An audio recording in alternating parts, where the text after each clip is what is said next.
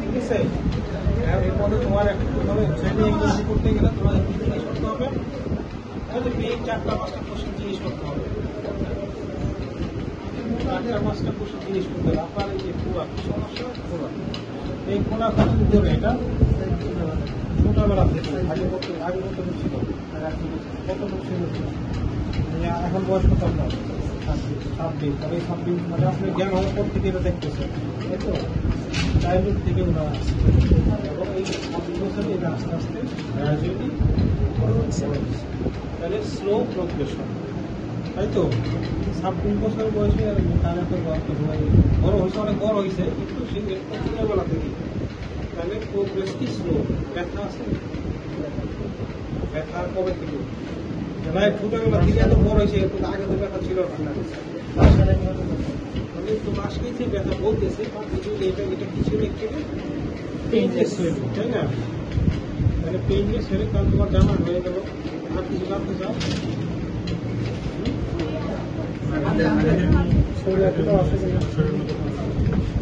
একটা জিনিস করতে হবে, সোয়েলিং থেকে হাত উঠাও, ফিভার যাতে খোলা যাতে পেছনে। এই যে মাথায় যে খোলা হয়েছে এরকম বা একটু ছোট তোমার কোথাও খোলা আছে? ঠিক আছে, তাহলে আর কোনো কোশ্চেন জিজ্ঞেস করা হবে। নাম্বার 1 হচ্ছে যে প্রবলেম তো জানি কতদিন ধরে ফ্রম চাইল্ডহুড, ঠিক আছে? প্রোগ্রেশন কি স্লোলি প্রোগ্রেস, পেইনলেস, ঠিক আছে?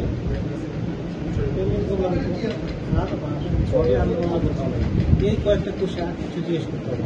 এরপর আমাদের কি হবে? আমাদের তুমি এক্সামিনেশনে চলে যাবা। তুমি এক্সামিনেশন শুরু করার সময় এই কথাগুলো বলতে পারো। আমি তাহলে প্রথমে শেয়ার করবো ইন্সপেকশন এবং থাকবে ইন্সপেকশনও দেখবো। তুমি দেখবা সোয়েলিং আছে occipital area, left side of the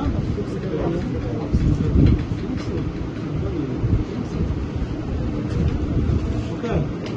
তাহলে ইন্সপেকশনের ওভারলাইন আর কোনো কিছু আছে? একটা সোয়েলিং দেখতেছি, মেজার করলে অ্যাপ্রক্সিমেটলি আমি ধরবো না এখন, মেজার করলে কত হবে? 5 × 6 সেকেন্ড। কি হবে? 6 × 7 × 5 এরকম আছে। মেজার টেপ আছে কার কাছে? হ্যাঁ আছে, মেজার টেপ আছে।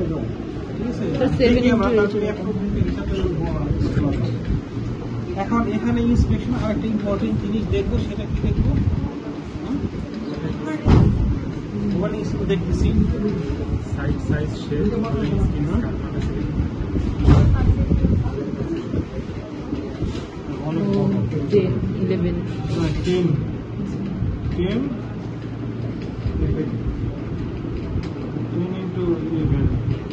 ঠিক আছে?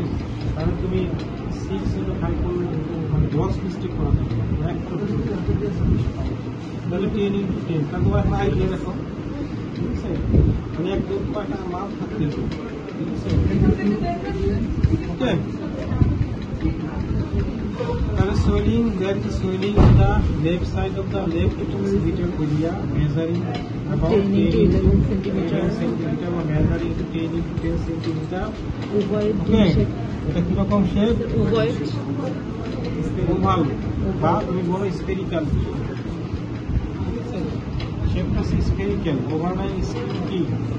নর্মাল এবং normal. Overline and surrounding skin is also normal, ঠিক আছে? এবং there is no other overlying abnormality between it. আছে কোনো ইনসিশন মার্ক নাই, কোনো ভিজিবল অ্যাঙ্গল ভেগ নাই। মানে ওভারলাইং অ্যাবনর্মালিটি আর কি থাকতে পারতো? কোনো ভিজিবল অ্যাঙ্গল অ্যাঙ্গল ভেগ থাকতে পারতো, ওভারলাইন কোনো স্কারবার থাকতে পারতো, ওভারলাইন এনি কোনো পিগমেন্ট যাই থাকুক, তুমি একবার বলে দেবো there is no other overlying abnormality, visible কোনো অ্যাবনর্মালিটি নাই। কিন্তু এখানে একটা জিনিস দেখতে হবে ইন্সপেকশন, সেটা কি? কাফিং পালস। স্যার এটা এখানে না, কিন্তু চেস্ট ক্যাভিটি অ্যাবডোমেনে হলে ইন্ট্রা ক্যাভিটারি সোয়েলিং কিনা ওটা ডিফারেন্সিয়েট করার জন্য। আর এটা আমাদের কি একটা ক্রেনিয়াল ক্যাভিটি, এটার সাথে কোনো কমিউনিকেশন আছে, ঠিক আছে? ওভারলাইন কোনো চেস্ট থাকলে তুমি একটা চেস্ট ক্যাভিটির সাথে কোনো কমিউনিকেশন দেখবে, রুটিন দেখতে হবে। অ্যাবডোমেনের উপর থাকলে তোমাকে দেখতে হবে, হার্নিয়াতে তো আমরা দেখি, ঠিক আছে? তারপর একটা কাশি বলতো ওটি ধরে কাশি দেখো, ঠিক আছে? কাশি তুমি দেখার দরকার দেখতে হবে, যেদিকে কেউ থাকবে না ওদিকে মুখটা ঘোরায় দেবে, উপর দিকে বলা থাকবে না, উপর দিকে ওদিকে পাঠিয়ে দেবে। আচ্ছা আমি তার মধ্যে বলবো তোমার কাছে আসবে, ঠিক আছে? তুমি দেখবা যে কোন দিকে কেউ নাই, যেমন এখানে সব দিকে আছে, এদিকে না, কারণ এইদিকে ফেস ঘোরা দিবে, ঘুরে কাশি দেবে, অথবা মুখটা ধরে কাশি দেবে, ঠিক আছে? তাহলে কাপিং ডস নেগেটিভ। তোমাকে তুমি যখন কাপিং ডস দেখবো তখন স্যার তুমি কাপিং ডস কেন দেখো, তুমি বলবো স্যার এটা কোনো ইন্টারনেট কোনো কানেকশন আছে গেল, তাহলে ইন্সপেকশন আর কোনো কিছু দেখার নেই, ঠিক আছে? এরপর আসে আমাদের পালপেশন। পালপেশন প্রথমে দেখতে হয় কি আমাদের টেম্পারেচার টেন্ডারনেস। প্রথমে টেম্পারেচার টেন্ডারনেস, টেম্পারেচার দেখা যাবে প্রথমে আমাদের নর্মাল নর্মাল নর্মাল, ঠিক আছে? তারপর দেখবো আমরা টেন্ডারনেস।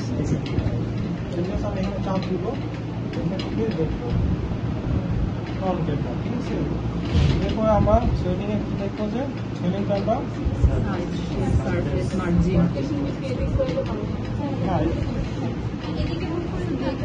না না স্যার ওনাকে একটু এদিকে ছড়া দিলে আমরা একটু চলে গেলাম এটা বিভিন্ন ওনাকে ওইদিকে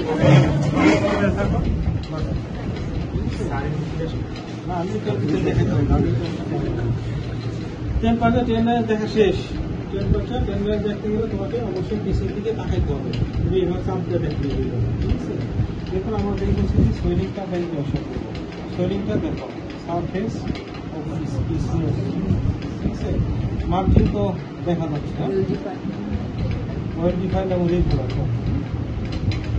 তারপর আমাদের এটা কনসিস্টেন্সি দেখবো, কনসিস্টেন্সি কি সফট 60 পুরো নরম, হ্যাঁ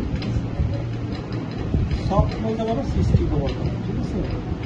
ওকে সফট 60, ঠিক আছে? তারপর হচ্ছে আমাদের কি দেখবো আমরা মার্জিন দেখলাম, যেহেতু সফট 60 না ফ্লাকচুয়েশন, যেহেতু বড় শ্রেণী ফ্লাকচুয়েশন দেখতে হবে তোমাদের এই যে এরকম অপোজিট যে কোনো একটা আঙ্গুল দিয়ে তুমি প্রেস করবে এবং অন্যান্য আঙ্গুলগুলোতে রাখতেছে, বা এই যে দাও চারটা আঙ্গুল দিয়ে তুমি সোয়েলিংটা ফিক্স করবা। ছোট সোয়েলিং হলে দুই হাতে ফিক্স করতে মাঝখানে অ্যাসেম্বলি করতে হবে, ঠিক আছে? কিন্তু বড় আমি চারটা আঙ্গুল দিয়ে চার এরকমভাবে ফ্লাকচুয়েশন টেস্ট পজিটিভ। ফ্লাকচুয়েশন মানে কি, যে কোনো একটা ফিঙ্গার চাপ দিলে এই চাপটাই কি ওই প্যাসকেলের ল অনুযায়ী। যে ফ্লাকচুয়েশন টেস্ট কখন করবো আমরা, যখন তোমার সিস্টিক সোয়েলিং হবে। সিস্টিক সোয়েলিং মানে কি, এর ভিতরে মনে হবে লিকুইড, লাইক লিকুইড কোনো কিছু আছে, আইদার মানে যে কোনো লিকুইড ফর্মে কোনো কিছু আছে, তাই তো? তাহলে আমাদের ফ্লাকচুয়েশন টেস্ট, তাহলে এটা আমরা যদি আমরা করি তাহলে পজিটিভ, পজিটিভ আছে, ঠিক আছে? এরপর আমাদের কি দেখবো, তারপর দেখবো আমরা পরে দেখতেছি আর কি আছে। তুমি একটা চাপ দাও, কম্প্রেসিবিলিটি। তারপর আমাদের ইন্ডেন্টেশন কি কথা, একদম যে কোনো একটা ইন্ডেক্স ফিঙ্গার হবে, আমি বাম সাইডে আছি, একচুয়ালি আমি ওই পাশে দিয়ে করা হবে, ডান হাত দিয়ে আছি, ঠিক আছে? ডান হাত দিয়ে দেখবেন থাকি, তাহলে আমি এখানে চাপ দিয়ে ধরে রাখবো, ঠিক আছে? ধরে মোটামুটি 30 সেকেন্ড বা রেগুলেশন সারবা। ইন্টিগ্রেশন টেস্ট নেগেটিভ, ঠিক আছে? এগুলো সবই দেখেছি, ইন্ডেন্টেশন টেস্ট, ফ্লাকচুয়েশন, এগুলো তোমাদের দেখাইতে বলে, ফ্লাকচুয়েশন দেখাও, ইন্ডেন্টেশন দেখাও, ঠিক আছে? দেখাচ্ছি।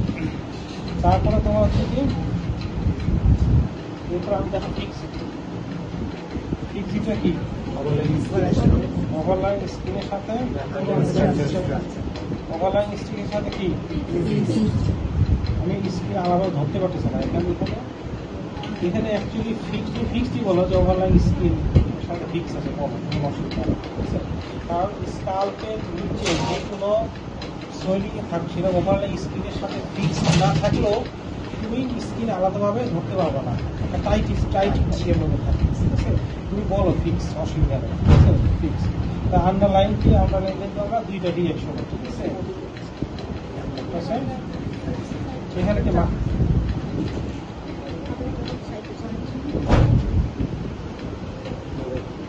মোবাইল বা নট ফ্রিলি মোবাইল, মোবাইল বা একদম নট একদম ফ্রি মোবাইল, মানে আপ এন্ড ডাউন ওরকম মোবাইল নাই বলে সাইড টু সাইড আছে, ঠিক আছে?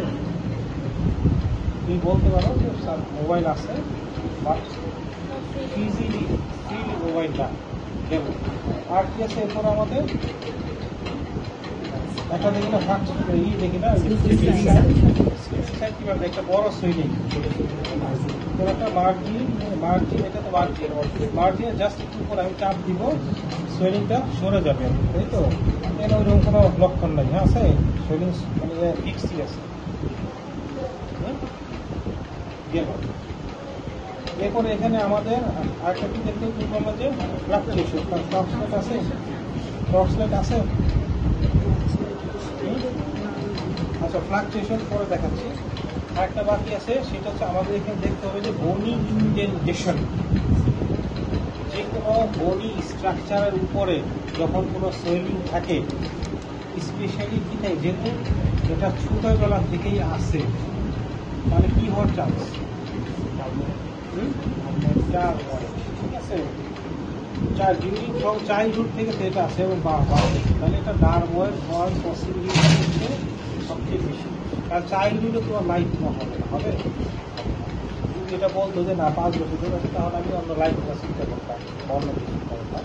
যেহেতু ফ্রম চাইল্ডহুড থেকে আছে, আমার নাম্বার 1। আর এটা একটা কি বলছে, এই যে মিড লাইন বা একটা এখানে যে ফিউশন লাইন আছে, ফিউশন লাইনের কাছে ডায়ামিটার কোথায় হয়? মিড লাইনে অথবা অ্যালং দা ফিউশন লাইন থেকে, যেখানে পোস্টেরিয়র যে একটা ফিউশন লাইন আছে ওইটাতে, ঠিক আছে?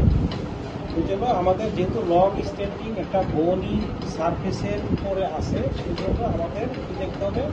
বনি ইনডেন্টেশন। বনি ইনডেন্টেশন আছে যে আমাদের সাইডে আমি সোয়েলিং থেকে সরাই দিয়ে এখানে হাঁটিতে পালপেট করবো আর কি, যে গর্ত আছে কিনা। এটা ডিফিকাল্ট, বনি ইনডেন্টেশন বোঝা যাচ্ছে না, তো টাইট কিছু সোয়েলিং বোঝা যায় জিনিসটা।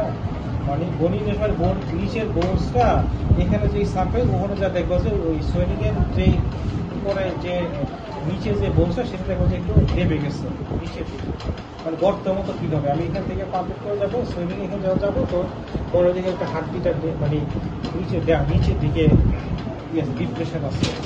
এটাই হচ্ছে বনি ইনডেন্টেশন। ডায়ামন্ডের ক্ষেত্রে বনি ইনডেন্টেশন খুব কমন এবং পাওয়া যায় না, তো অপারেশন করতে গেলে বোঝা যাবে যে বডি ইনডেন্টেশন, কিন্তু আমি ক্লিনিক্যালি রিসিভ করতে পারতেছি না, বোঝা যাচ্ছে না। এখন শুধু লাস্ট কি আমাদের ফ্লাকচুয়েশন করতে হবে। আমি এই যে একটা তোমাদের ইয়ে আছে না, থাকবে সেটাই তাহলে করবো 2 মাসে, ঠিক আছে? মোবাইলে আলো দিয়ে দেখো আপাতত আমি এখানে একটা ভেরিয়ার দিই,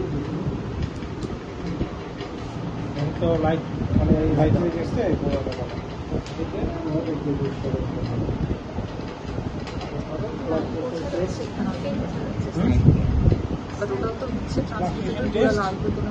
কি negative, sorry transformation test negative. Transformation test কখন পজিটিভ হবে?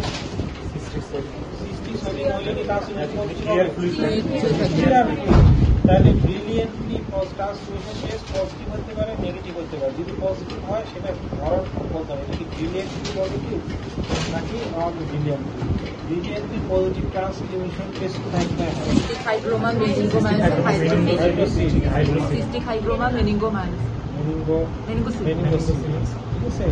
আর কি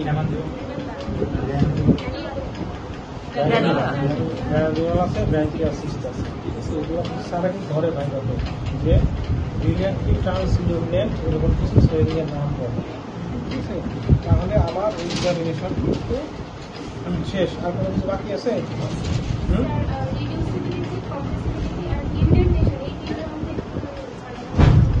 হোয়াট ইজ ইনডেন্টেশন? হচ্ছে যে যখন আমি এখানে ধরে না ডান হাতে করবো, তখন বাম হাতে এখানে যখন আমি প্রেস করবো রাফলি 30 সেকেন্ড অর মোর, ঠিক আছে? এখন প্রেস করে ধরে রাখবো, ধরে রাখার পরে যেটা you will give pressure by index finger, ঠিক আছে? এবং give up to at least 30 seconds or more. So then you release the finger. So release finger কি বলে, এখানে যদি কোনো একটা গর্ত হয়, পিট পড়ে, মানে গর্ত ইডিমা দেখছে না, গর্ত করে দেয়, এর মধ্যে পিট ফর্ম হয় এবং সেটা যদি পরে আস্তে আস্তে ঠিক হয়ে যায়, সেটা ইঞ্জেকশন টেস্ট পজিটিভ। তুমি এখানে ইঞ্জেকশন টেস্ট পজিটিভ মানে কি বোঝায়, এখানে যদি কোনো যে দাওই কোনো যদি থাকে, ধরা থাকে, যেমন সিবাসিস সিবা, তারপরে চিজি যে ব্যাটারি কাদা যেগুলো কি হয়, এটা গর্তের মতো হয়ে যায়, ঠিক আছে, এখানে সেটা নাই, ঠিক আছে। তাহলে ইন্ডিয়ান টেস্ট নেগেটিভ, সিবাসিস সিস্টেম ইন্ডিয়ান টেস্ট পজিটিভ, ঠিক আছে। এরপর আসলে রিডিউসিবিলিটি মানে কি, অটোমেটিক্যালি চলে আসছে। রিডিউসিবিলিটি হচ্ছে তোমার, আমি সোয়েলিং উপর প্রেস করব এবং প্রেশার দিব। প্রেশার দেওয়ার পরে সোয়েলিংয়ে পুরো রিডিউস না, মানে এটা কম্প্রেসিভলি বলি, সোয়েলিংয়ে প্রেশার দিব। যদি সোয়েলিংয়ের অ্যাকচুয়াল সাইজ থেকে সেই সাইজটা কমে যায়, আমি পরবর্তী যাবো আস্তে আস্তে আবার ঠিক আগের স্থানে চলে আসলে, that is compressibility test positive. আর যদি কোনো রকম চেঞ্জ না হয়, that is compressibility test negative. আর রিডিউসিবিলিটি শরীরটা ফুললি রিডিউস হবে, কোনো সোয়েলিং থাকবে না, ফুললি রিডিউস হবে। আবার কোনো কাশি দাও বা কোনো কারণে আবার রিডিউসিবিলিটি কোথায় হয়, হার্টেতে বলে রিডিউসিবিলিটি। আর সোয়েলিং এর ক্ষেত্রে আমরা করবো কম্প্রেসিবিলিটি, ঠিক আছে। ওকে, এগুলো কিন্তু একটু ক্লিয়ার কাট আইডিয়া থাকা লাগে। এখন আবার ইন্সপেকশন শেষ, পালপেশন শেষ, তারপর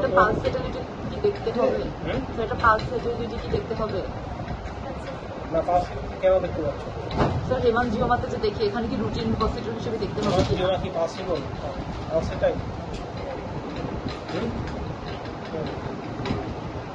হেমানজিওমা কি পালসেটাইল? আর্টারিয়াল পালসেটাইল কিন্তু তখনই পাবা যদি কোনো কি বলে আর্টারিয়াল ভেনাস ম্যালফরমেশন যেখানে পাবা, সেখানে পালসেটাইল পাবা। আর্টারিয়াল মানে vascular malformation, that is arterial venous malformation হয়, সেখানে পালসেটাইল পাবা।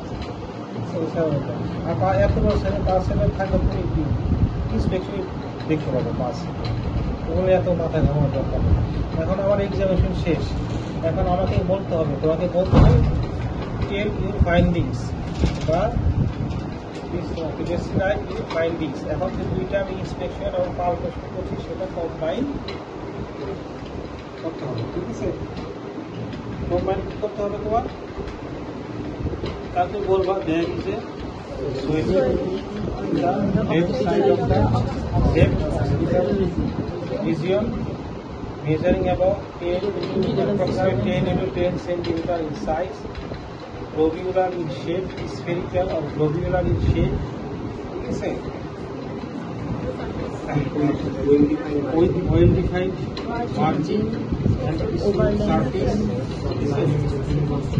There is no tenderness and no local rise of temperature. Swelling is soft, cystic in consistency.